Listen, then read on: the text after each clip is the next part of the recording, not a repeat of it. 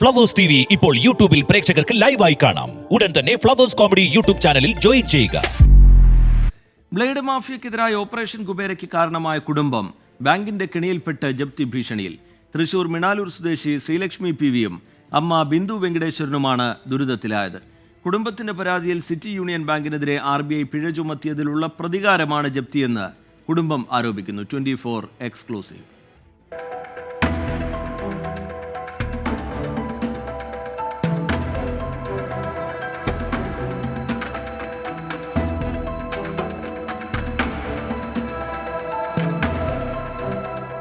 Sreelakshmi PV school വിദ്യാർത്ഥിയായിരിക്കുമ്പോൾ blade mafia തട്ടിക്കൊണ്ടുപോകാൻ ശ്രമിക്കുകയും കുടുംബം അന്ന് പോലീസിൽ നൽകിയ പരാതിയുമാണ് ഓപ്പറേഷൻ കുബേരയിലേക്ക് നയിച്ചത്.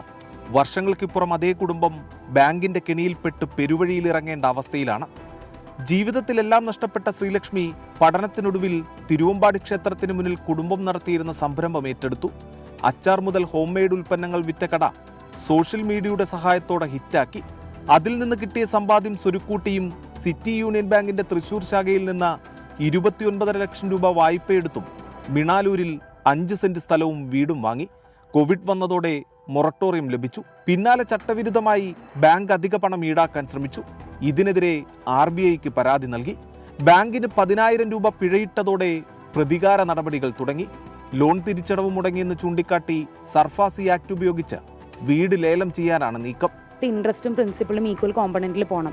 ഇവർ തന്നെ പറഞ്ഞതാണ് നമ്മളോട് EMI ആണ് ഇത്ര രൂപയാണ് എന്നുള്ള കാര്യമൊക്കെ. എന്നിട്ടും അത് അവർ EMIക്ക് വകകൊള്ളിക്കാതെ പലിശ ഇനത്തിൽ കൂട്ടി മുതൽ വർദ്ധിപ്പിച്ച് നമ്മൾ അടയ്ക്കുന്ന പൈസ മുഴുവൻ അവരൊരു കിട്ടാപ്പണമാക്കുന്ന രീതിയിൽ അവരത് യൂട്ടിലൈസ് ചെയ്തുകൊണ്ടാണ് പോയിക്കൊണ്ടിരിക്കുന്നത്.